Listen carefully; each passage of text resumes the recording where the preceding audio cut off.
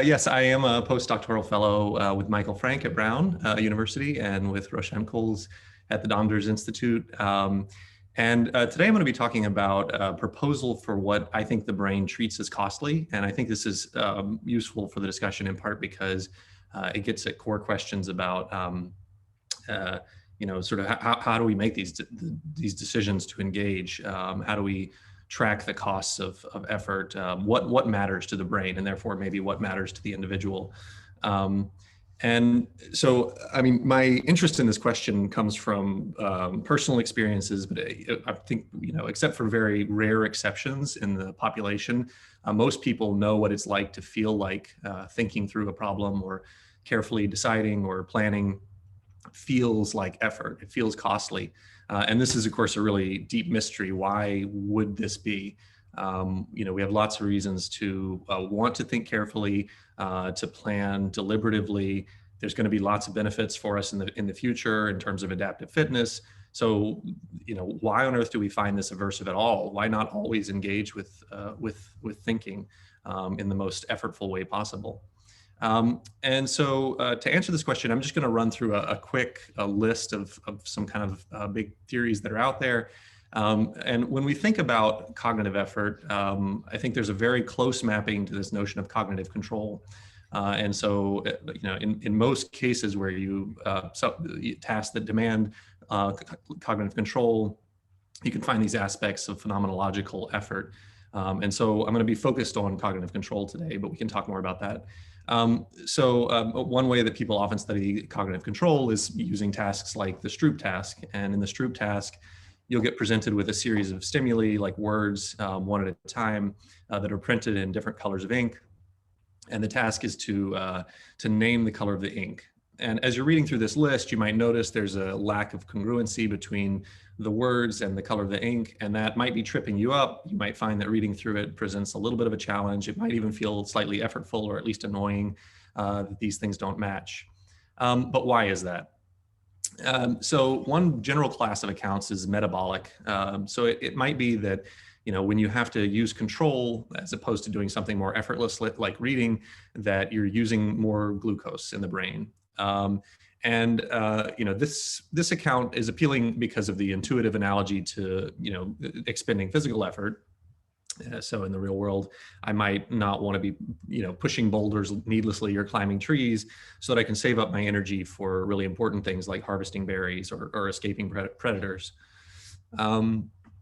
But this account is a little unsatisfying in some ways. One is that it turns out that the brain actually doesn't use very much more, or it's sort of noticeably, not noticeably different, the amount of glucose that the brain is consuming when you're really intensively thinking about a problem, as opposed to when you're just sort of staring off into space. So this doesn't seem to be a very good explanation for why we would feel such aversion to this very important class of cognitive operations. Another kind of explanation is that maybe it has to do with micro demands, so kind of local to different parts of the cortex or different kinds of thinking. And here the idea is that what actually determines whether you have the sort of metabolic resources available is local resources. So like in a population of astrocytes that supply energetic resources, they have stores of glycogen and they can respond in a very rapid fashion to local demands. And maybe those get depleted over time such that in the future, I'm not going to be able to use cognitive control resources. That maybe seems a little more plausible, but on the other hand, this also seems problematic because if we think about a case of like visual attention, so, as you're watching this talk, or, if you're just staring around the room, for example, you're getting really rich and complex stimuli that's full of information. And you have to do all kinds of complex problem solving. You have to perceive edges and colors, and you have to organize these things into percepts and bind them together. And what I want to point out is that, this process is much more computationally intensive than in just trying to focus your attention on the color or the word of a Stroop stimulus. And so from that perspective, it seems unlikely that, none of us have any sort of feeling of effort associated with looking around the room. So it seems sort of unlikely that either of these metabolic accounts should explain this very strong phenomenology. One other metabolic account that I want to highlight because I don't think it has gotten enough attention, and that is the problem of waste clearance. And here the explanation is that when you're doing something that involves a lot of cognitive control, um, you actually get an upregulation in the production of a protein, beta amyloid, that you might have heard is associated with Alzheimer's disease. So late in life, people who develop Alzheimer's disease have the development of these protein plaques, these beta amyloid plaques. And so it's important to get rid of this byproduct. And when you're doing something that involves cognitive control, you both produce more of these and the rate at which they're cleared out of the brain is reduced. So, so maybe there's something there about wanting to avoid the accumulation of waste products. I want to suggest that, well, it's my own intuition that this kind of explanation is better for thinking about things like cognitive fatigue or sleep deprivation, what happens in sort of longer time scales, but it doesn't really seem to map on well to what this, you know, when I ask you to read this list of Stroop stimuli, the instantaneous feeling you have that something is a little effortful or a little clunky to work through. Okay, so I'm going to shift to another class of accounts, and that is opportunity cost accounts. And these also recognize that there is some precious resource, but it focuses a bit more on the nature of cognitive control and how it sort of plays out in terms of behavior. So one of those is that control is risky. So as you're reading through that list, you know, you might have made an error or two. And I can tell you that, you know, in general, if you're doing cognitive control operations, the likelihood that you're going to make an error is increased relative to just doing things that you do habitually. And so in general, if you do some kind of meta inference on that, you can know that as I go through the world, if I'm going to do things that involve cognitive control, I'm going to be more likely to make errors, and that's probably bad for fitness. So maybe I should just treat control as sort of a like a necessary evil or something, and I should treat it as costly because it's risky. Another is that control is uncommon, and this is a related idea to the idea that it's risky, but it's slightly different. So here the idea is that in the real world, or rather the universe is full of statistical regularities. So you know, my existence is going to tend to persist over time. The sun will rise tomorrow more likely than not. And so because the world has these predictabilities to it, I might want my behavior to be predictable in a sense as well, in order for me to match my environment. And so the idea basically is that maybe we should treat control as costly because it's going to reduce the chances that, that our behavior is sort of out of sync with our environment.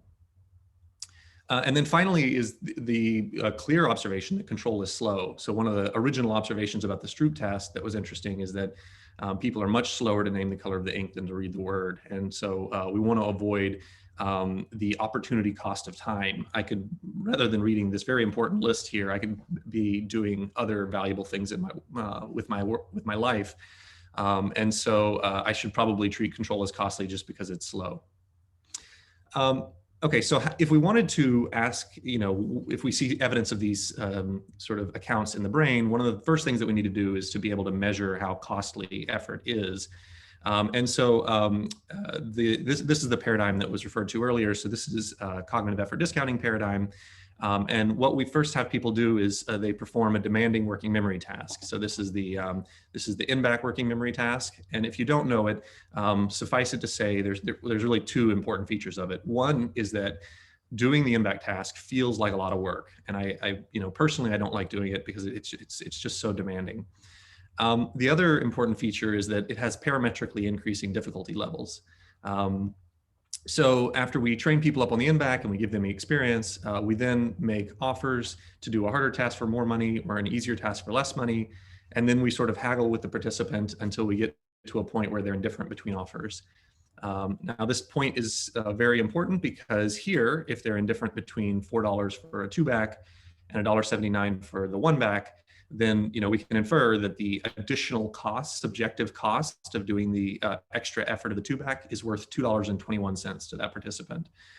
So we can quantify the subjective cost, and that subjective cost is going to discount the value of this $4 offer here. Okay, so then the prediction would be that the subjective offer values will decrease as the level of the demands increase. And indeed, that's exactly what we see in lots and lots of studies now. We've seen this effect, so I'm pretty sure it's there. But we also see very big individual differences. So I'm just going to highlight two participants here. One that discounts very shallowly, even at the level of the six-pack, which is a very excessive level of demand. They discount very little. They're willing to do this task. Then there's a participant like this who, even at the level of the three-back, again, very demanding, but much less so, they've discounted very steeply. So they give up a lot of money. Very important in the real world, they give up a lot of money to avoid doing this task. I also want to highlight these individual differences because they cash out in lots of important ways that we should care about as psychologists, philosophers, and neuroscientists. One of those is that we've shown that people with depression discount more. Another is that people with schizophrenia discount more. Older adults will discount more steeply. I recently found that among healthy individuals that global functioning is positively predicted by less discounting. So if you discount the task less in the lab, you tend to sort of do things out in the real world better. And so it's an important measure that I think we should pay attention to. Okay, so if we can quantify how costly people find doing the in-back task, we can then ask what is going on in the brain when they're doing the in-back task? And is there any sort of set of dynamics that map onto that phenomenology of cost? Now, one of the first things that we find, which is a classic result in fMRI, is that when people are doing a task, there's a reduction in activity in a set of default mode network regions. These are otherwise called task negative regions, and their activity levels are usually depressed. So that was a nice sanity check. And we saw an increase in control networks and frontoparietal attention networks, salience networks that are associated with, or otherwise referred to as task positive regions. And so this includes the dorsolateral prefrontal cortex, which I know a lot of people think about, and the dorsal medial prefrontal cortex. So does effort discounting map onto the level of activity in, say, frontal parietal regions? So if you know this literature, maybe you wouldn't be surprised to find out that it doesn't. And it doesn't in a kind of peculiar way, and that is that frontal parietal bold signal, I'm sorry, my axes aren't labeled here, increases and then decreases, or maybe you could say it increases and then it sort of plateaus. Now, this inverted U profile that I'm showing you here, you can see in lots of imaging modalities, in MEG and EEG. You can see it in lots of working memory tasks. But the important take-home message here is that this clearly doesn't map onto what people are doing with discounting. So even though they find higher levels of the task to be more costly, if anything, they seem to be withholding or withdrawing these frontal parietal regions, the activity in these regions. So this is not a very satisfying explanation for what the brain tracks as costly. Okay, so let's try to motivate a more fine-grained account. So let's maybe go back to this theory about opportunity cost as what the brain treats as costly. So what neural dynamics should map onto higher opportunity costs? So Sebastian Mueslik fit or sort of simulated neural network model, recurrent excitation. And so this neural network model we can think of as describing the levels of control towards one of two tasks. So one population of neurons represents reading the word, and another population of neurons represents naming the color of the ink in which that word is printed. And you can see here that it's recurrent excitation. So this pool is sort of exciting itself. And there's also mutual inhibition. So the degree of activity in this pool of neurons is going to inhibit and push down the degree of activity in this pool of neurons and vice versa.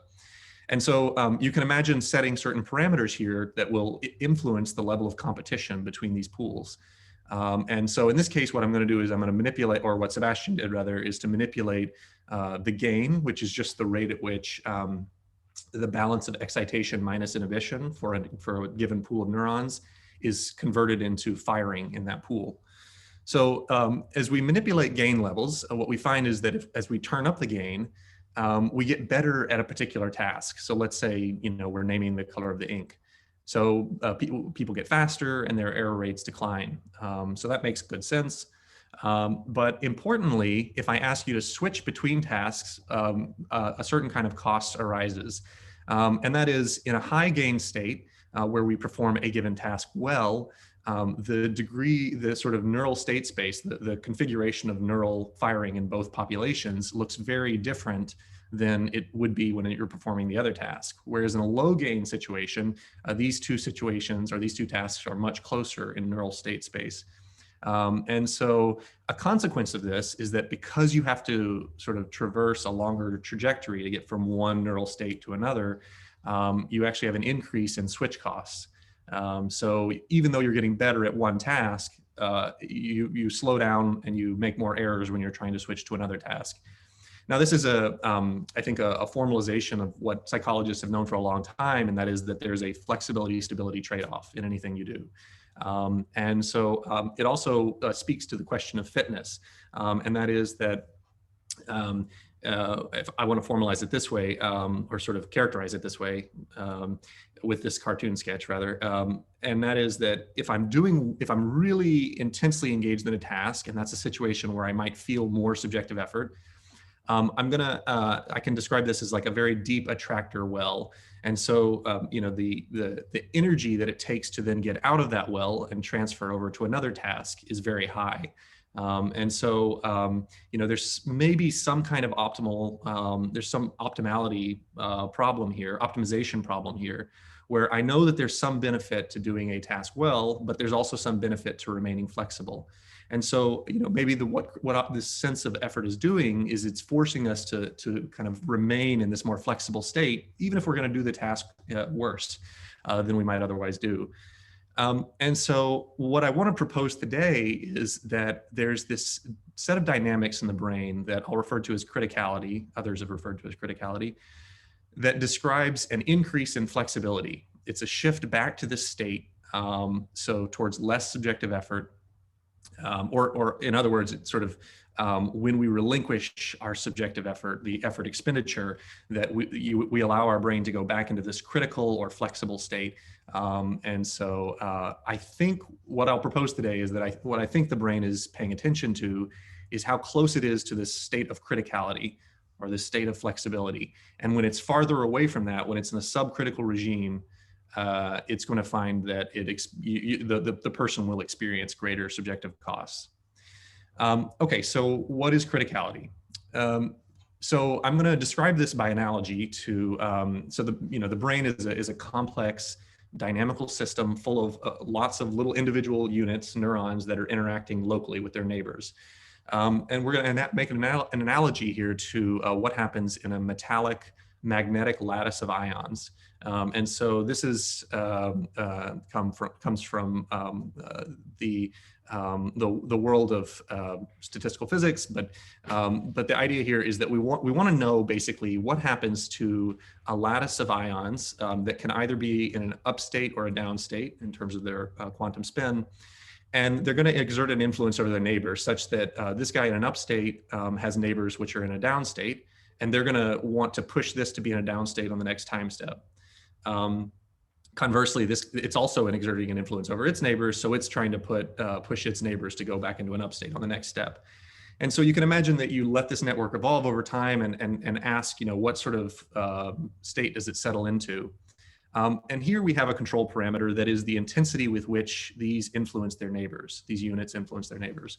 So I'm going to play around with that control parameter, and we're first going to look at a case where, and I'm going to show you the results of this simulation, by the way. I'm going to indicate a downstate with a black square and an upstate with a white square. Okay, so we're going to play with this control parameter, and we're first going to show, I'm first going to show what happens in what's referred to as a subcritical state, where we have very weak local interactions. And what you see in this case is a very quick transition to a kind of low frequency regime where you have broad regions that are sort of in an upstate and broad regions that are in sort of a downstate. It's a very stable regime, sort of black areas tend to stay black and white areas tend to stay white. And it's very homogeneous. It's kind of boring. It's sort of a low information state. All right, so let's now turn up the strength of the interactions between these units and what happens. If we turn it up a long way, we get to what's called a subcritical or supercritical state. And in a supercritical state, it's a very different functional regime. You can see that it looks like static. So basically, there are no larger things. There's only a kind of a single frequency represented, and that's very high frequency. It's also very homogeneous. Even though it's quite noisy, one region of this space looks exactly like another region of this space. Very different functional regimes, but both of them kind of share some properties. Now, you might be expecting that there is a kind of Goldilocks zone here, and that is, what if we tune the interaction parameter to be just right? And that's what we get at what we call this state of criticality. And in a critical state, you see some really interesting properties emerge. One of those is that you get a kind of diversity of frequencies represented. So you see little bitty dots, but you also see kind of islands, and then you see whole continents of up and down state interactions. You also see movement over time, that these things kind of, continents can sort of disappear, and they can grow over time, and they can sort of travel over the space. And so it turns out that a complex dynamical system in a critical state has lots of useful properties. One of them is that you get scale freeness. So that means that there's not one characteristic scale here. It's not just all high frequency stuff or low frequency stuff, but you get a lot of frequencies represented. You also have long range correlations. So it can be shown that if you were to flip the sign of just one little pixel in this grid here, the probability that that will then transition into an island and then to a continent and so forth is maximized in this state of flexibility, in the state of criticality. You also have, you're also maximizing entropy in the system. So if you can have a lot of different frequencies represented, then the representational capacity of this system is maximized. So basically, the information carrying capacity is maximized in this state. And then also related to this idea about long-range correlations, you've maximized your flexibility. Again, the possibility that one set of regions can go from being black to being white and vice versa is maximized in this state. Okay, so let me bring this analogy back around. We were talking about effort and opportunity costs. What does this have to do? So mechanistically, again, the analogy here is between a metallic lattice with lots of units that are interacting locally and a brain where there's lots of neurons that are interacting locally. And rather than in the metallic case, the interactions being about up and down states, in the brain we're talking about excitatory neurons and inhibitory neurons and the interactions they exert over one another. And the control parameter in the metallic case is the strength of their interaction, and the control parameter in the brain case is basically the balance of excitation to inhibition. And it turns out that you can use various imaging modalities, but you can find in the brain evidence of subcritical regimes, supercritical regimes, which, if you're interested, that might map onto something like having a seizure where there's a lot of strong excitation versus inhibition. And then very interestingly, when people are at rest, the brain comes closest to being in this kind of critical state. And when we think about what that means for opportunity costs, that means that when people are at rest, when they're not doing anything in particular, they're most sensitive to very low-level information, sort of changing the functional regime of their brain or having the biggest impact on information in their brain. So if I am thinking about the value of other opportunities, let's say, I might be engaged in giving this lecture, but if something sparkles off in the distance, even a faint sparkle, the probability that that's going to turn into information that's going to influence my decision processes and it's going to enable me to flexibly switch over and attend to that is maximized. So basically the advantage here with respect to opportunity costs of being in a critical state, which the brain tends to do at rest, is that we lower our opportunity costs. Okay, so the last part, I just want to turn to some empirical evidence that we can think about, it's probably good to think about some relationship between criticality and effort in the brain.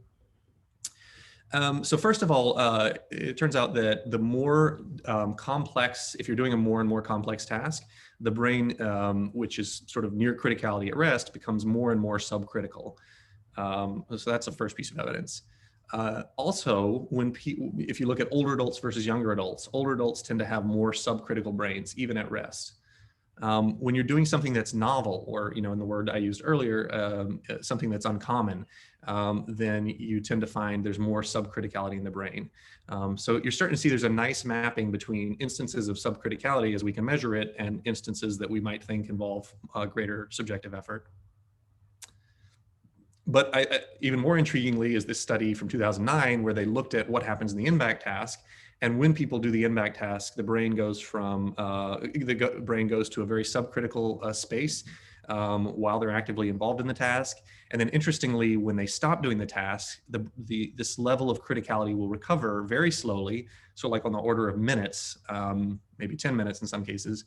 And then most interestingly, the rate at which it recovers back to this critical state depends on the intensity of the task that they were just doing. So if they were doing something more intense, it took longer for the brain to recover to this critical state.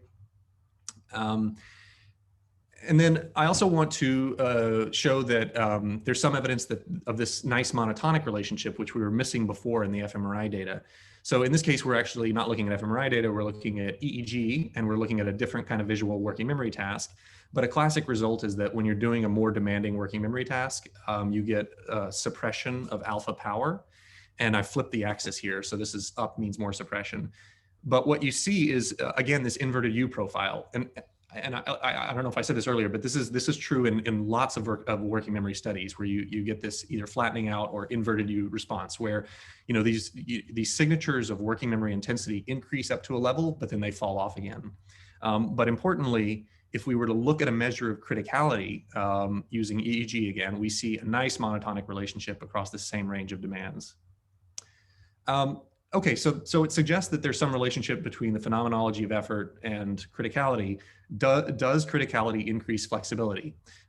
So one piece of evidence comes from this 2018 study where it's a pharmacoimaging study where the person either had to stare at a fixation dot or they had to look at a series of black and white dots that were moving. And it's a perceptual biostability task, like a Necker cube, where from time to time it might seem to the person that there's a ball that's rolling towards them, and at some point just spontaneously it looks like the ball is rolling away from them. And the task was simple. They just asked participants to count up the number of times that perceptually the ball seemed to switch in directions on them. And as was reported in other studies, when you use MEG, you can measure that the brain is near critical at rest. And then when you're doing task counting, you get a reduction in criticality. But if you give people atomoxetine, which is a noradrenaline reuptake inhibitor, so this increases the level of noradrenaline in the brain and you get an increase in this measure of criticality. And importantly, this also corresponds with an increase in the number of perceptual switches.